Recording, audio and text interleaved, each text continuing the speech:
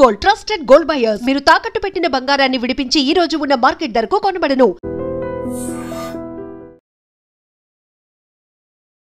ప్రస్తుతం మన ముందు యూసుఫ్ గూడ కోట్ల విజయ్ భాస్కర్ రెడ్డి స్టేడియం దగ్గర మనం చూడొచ్చు. ఇక్కడ పూర్తిగా హడావిడి, అంటే కంప్లీట్లీ మీడియా పర్సన్స్ ని మీరు చూస్తూ ఉన్నారు. ఎందుకంటే ఎగ్జాక్ట్లీ ఇంకొక 5 నిమిషాల్లోనే కౌంటింగ్ ప్రక్రియ స్టార్ట్ కాబోతోంది. 42 టేబుల్స్ ఎప్పుడైతే ఈ టేబుల్స్ లో కౌంటింగ్ స్టార్ట్ అవుతుందో అప్పటి నుంచి కూడా ఈ కౌంటింగ్ ప్రక్రియ స్టార్ట్ అవుతుంది. 42 టేబుల్స్ కి సంబంధించిన ఈ అంటే ఏజెంట్స్ కావచ్చు, లేకపోతే పార్టీలకు సంబంధించిన ఏజెంట్స్ అందరూ కూడా ఆ టేబుల్స్ దగ్గర కూర్చొని ఎగ్జాక్ట్ గా ఈ ప్రక్రియను స్టార్ట్ చేస్తారు 8 గంటల ప్రాంతాల్లో. ఫస్ట్ అయితే పోస్టల్ బ్యాలెట్స్ కి సంబంధించిన లెక్కింపు స్టార్ట్ అవుతుంది. పోస్టల్ బ్యాలెట్ కి సంబంధించి 101 ఓట్లు ఉన్నాయి. ఈ 101 ఓట్లు పూర్తిగా ప్రభుత్వ ఉద్యోగులు ఈ ఓట్లను వేస్తారు కాబట్టి ప్రభుత్వ ఉద్యోగులు ఎవరి వైపు ఉన్నారు, ప్రభుత్వం వైపు ఉన్నారా లేకపోతే అపోజిషన్ వైపు ఉన్నారా అనేది క్లియర్ కట్ గా మనకైతే తెలిసే అవకాశం ఉంటుంది. నెక్స్ట్ ఆ తర్వాత 7 డివిజన్లు ఉన్నాయి కాబట్టి ఈ 7 డివిజన్లలో కూడా ఎవరు ఎటువైపు ఉన్నారు అనేది కూడా పూర్తిగా తెలిసే అవకాశం ఉంటుంది.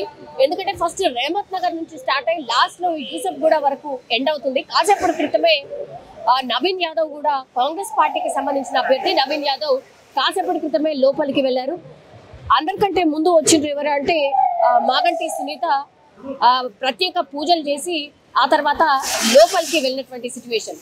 కేవలం పర్మిషన్ ఉన్న వాళ్ళు మాత్రమే లోపలికి వెళ్ళారు. కొంతమంది ఏజెంట్లకు ఎవరైతే ఆల్రెడీ అంటే ఎలక్షన్ కమిషన్ దగ్గర అప్లై చేసుకున్నారో ఆ ఏజెంట్లని మాత్రమే లోపలికి అలౌ చేసిండ్రు. అండ్ మనం చూడొచ్చు మీడియా అంతా కూడా బయటనే ఉంది. బికాస్ 3 అంచెల భద్రతను ఏర్పాటు చేసినట్టు సిచ్యువేషన్ మీకు క్లియర్ గా అయితే మనకైతే కనిపిస్తోంది. ఒకసారి చూడండి ఈ ఫలితాలు ఎలా ఉండొచ్చు ఏంటి అనేది కూడా ఎంత ఉత్కంఠగా ఎదురు చూస్తున్నారు అనేది ఒకటి.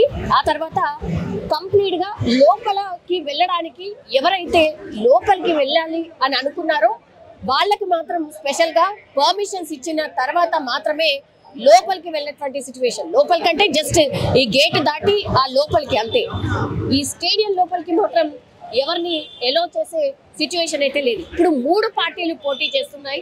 మనకు తెలుసు 48.4% ఓటింగ్ పర్సెంటేజ్ నమోదైంది. Actually half of the percentage కూడా నమోదు కాలేదు. 4 లక్షల మంది ఓటర్లు ఉంటే అందులో కేవలం 48% అంటే 50% కూడా నమోదు కాలేదు.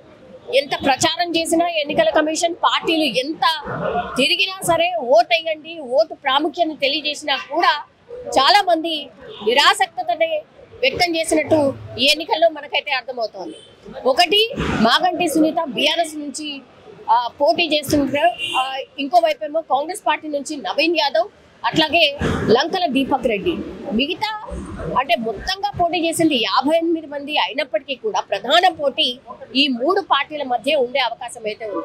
మొన్నటి వరకు మనకు తెలుసు ఎగ్జిట్ పోల్స్ ఏం చెప్పాయి, కంప్లీట్ గా 1 సైడెడ్ గా కాంగ్రెస్ పార్టీ అభ్యర్థి నవీన్ యాదవ్ విన్ అయ్యే అవకాశం ఉంది అనేసి ఎగ్జిట్ పోల్స్ అని చెప్పాయి. కానీ నిన్నటి నుంచి ఒక నరేషన్ బిల్డ్ అయింది ఏంటి అని అంటే లేదు, సైలెంట్ ఓటింగ్ కూడా జరిగింది.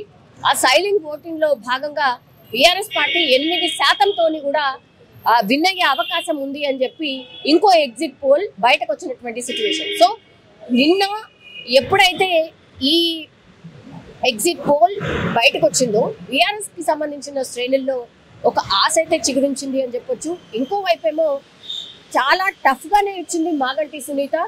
ఏదైనా జరగచ్చు, నిజంగానే సైలెంట్ ఓటింగ్ జరుగుంటే రెహమత్ నగర్ ఇవన్నీ కూడా కొన్ని ప్రాంతాలు ఏవైతే ఉన్నాయో బీఆర్ఎస్ ఆశలు పెట్టుకున్నటువంటి ప్రాంతాలు ఎక్కడైతే ఉన్నాయో అక్కడ ఒకవేళ లీడ్ ఏ పార్టీకి అయితే కనబరుస్తుందో ఆ పార్టీని విజయం దిశగా వెళ్లే అవకాశం ఉంది అనేసి కూడా ఒక చర్చ అయితే నడుస్తోంది. సో చూడాలి. కౌంటింగ్ అయితే స్టార్ట్ అయింది. ఈ 101 పోస్టల్ బ్యాలెట్ కి సంబంధించిన ఓట్లు లెక్కించడానికి ఒక అర్ధగంట నుంచి 45 నిమిషాలు పడుతుంది. ఆ తర్వాత మాత్రం 10 రౌండ్లలో ఈవీఎంలు రూపంలో పూర్తిగా టేబుల్స్ 10 టేబుల్స్ లో 42 రౌండ్లలో ఈ ప్రక్రియ అంతా పూర్తి కాబోతోంది. సో గంటన్నర నుంచి 2 గంటల లోపలనే ఒక లీడ్ అయితే కనిపించే అవకాశం ఉంటుంది. ఆ లీడ్ అందుకున్న తర్వాత ఏ పార్టీ వైపు అయితే ఓటర్లు మొగ్గు చూపారో కంప్లీట్లీ అటువైపే వెళ్లే అవకాశం ఉంది. ఫలితం అనేది కూడా ఒక చర్చ అయితే నడుస్తోంది. సో చూడాలి. కోట్ల విజయభాస్కర్ రెడ్డి స్టేడియంలో ప్రస్తుతం అయితే కౌంటింగ్ ప్రక్రియ స్టార్ట్ అయింది. ఇంకొక కరెక్ట్ గంటన్నర తర్వాత అసలు లీడ్ ఏ పార్టీకి ఉంది అనేసి తెలిసే అవకాశం అయితే మనకు కనిపిస్తుంది. నిజంగా ప్రస్తుతం ఉన్నటువంటి సమాజం దేనికి ప్రయారిటీ ఇస్తుంది? ఆర్థిక సంబంధాల చుట్టూ మాత్రమే తిరుగుతుంది. మళ్ళీ ఎన్నికలంగానే చాలా విరక్తి కలుగుతాను. మంచి అనిపిస్తుంది కదా. లేడీస్ కూడా ఛాలెంజింగ్ జాబ్స్ చేసినప్పుడు చాలా బాగుంటది. ట్రాఫిక్ అసిస్టెంట్స్ గా నియమించిన ట్రాన్స్జెండర్స్ అందరితో సాల్యూట్ చేయించుకుంటున్నారు. ఫుడ్ డెలివరీ ఇవ్వటానికి వెళ్ళినటువంటి డెలివరీ బాయ్ అనిల్ పై కళ్ళ ముందు